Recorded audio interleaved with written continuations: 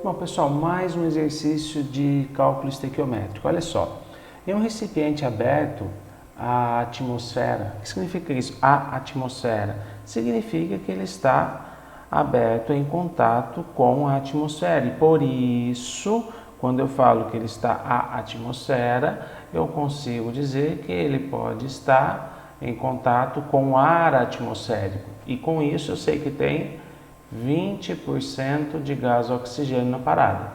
Tranquilo? Que é a mesma composição do ar atmosférico. Com a capacidade volumétrica igual a 2,24 litros, nas condições normais de temperatura e pressão, olha que lindo, gente. Condições normais de temperatura e pressão. O que isso significa? CNTP. Colocou-se uma massa de 0,36 gramas de grafite. Fechou-se o recipiente e, com o auxílio de uma lente, focalizando a luz solar sobre o grafite, iniciou-se sua reação com o oxigênio presente, produzindo apenas gás carbônico. Opa, ele está falando de uma reação de combustão. Nesse caso, como ele fala que houve formação de gás carbônico, combustão completa. Assuma que todo o oxigênio presente tenha sido consumido, ou seja, esse oxigênio é o nosso reagente limitante,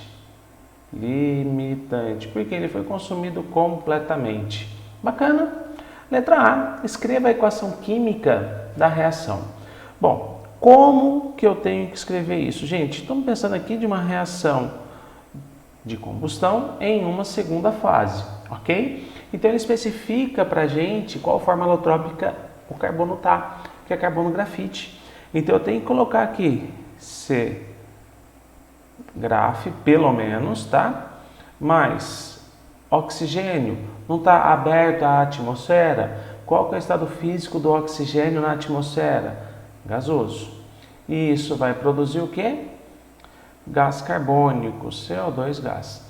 Ok? Dá uma verificadinha se está balanceado ou não. Nesse caso, tudo belezinha. Agora, vamos pensar na letra B. Qual é a quantidade de gás carbônico formado em mol?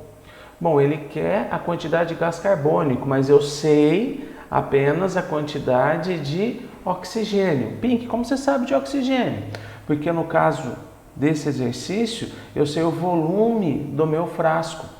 Os gases ocupam todo o volume do recipiente. Então, se esse recipiente está aberto, o volume de ar atmosférico dentro dele é igual ao seu próprio volume. Então, dá para dizer que eu tenho quantos mols de ar atmosférico no meu recipiente? Vamos ver? Se fosse 1 mol de ar atmosférico, o volume ocupado deveria ser de 22,4 litros, porque está na CNTP. Como o recipiente tem só 2,24 litros, eu vou descobrir aqui o número de mols do ar atmosférico presente. Número de mols do ar atmosférico presente vai ser igual a 0,1 mol. Lembrando que isso é de ar atmosférico. Agora eu vou ter que fazer o que, Pink? Eu vou ter que encontrar, nesse caso aqui, o número de mols de oxigênio. Por quê? 0,1 mol equivale a 100% do ar atmosférico. O oxigênio eu tinha que lembrar, de acordo com esse exercício, que é 20%. Qual que é o número de mols, então, de gás oxigênio dentro desse recipiente? Número de mols de O2 vai ser igual a 0,02 mols. Belezinha? Então, aqui eu tenho o número de mols do gás oxigênio. Lembrando que esse 20% eu tirei da minha cabeça aí, não esquece disso. Ô Pink, beleza, mas você achou 2, mas eu quero CO2. Agora a gente usa a equação. Então, agora eu vou pegar as proporções do gás oxigênio e do gás carbônico da equação do item A e vou colocar aqui, ó. É 1 de O2 está para 1 de CO2. Consequentemente, as proporções são 1 para 1. Se é 1 para 1, para transformar tudo isso aqui em mol, 1 mol, 1 mol, são proporções molares.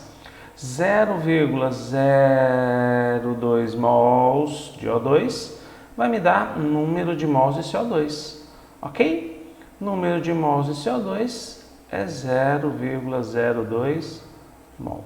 Belezinha, meus amores? Tudo certo? Show de bola! Agora, nesse item, percebam que a quantidade de oxigênio é igual à quantidade de gás carbônico, são proporcionais. Isso é importante para responder a letra C. Vamos lá para o próximo slide, ó. Qual será a pressão dentro do recipiente quando o sistema for resfriado até a temperatura inicial? Moçada, esse recipiente é aberto, porque ele está à atmosfera. Então, recipiente aberto. Então, recipiente aberto. Portanto, pressão é igual a uma constante. Tranquilo? Consequentemente, gente, olha só que louco. Eu posso aqui, se eu não considerar sistema aberto, a pressão vai ser constante? Eu já não sei. Como que eu posso descobrir se o meu sistema fosse fechado? Vamos pegar aqui então meu recipiente fechado. Recipiente fechado. Recipiente fechado. Aí eu tenho que pensar o seguinte, alguns detalhezinhos para responder esse exercício. Considerando o recipiente fechado, olha só, a temperatura vai ser a mesma.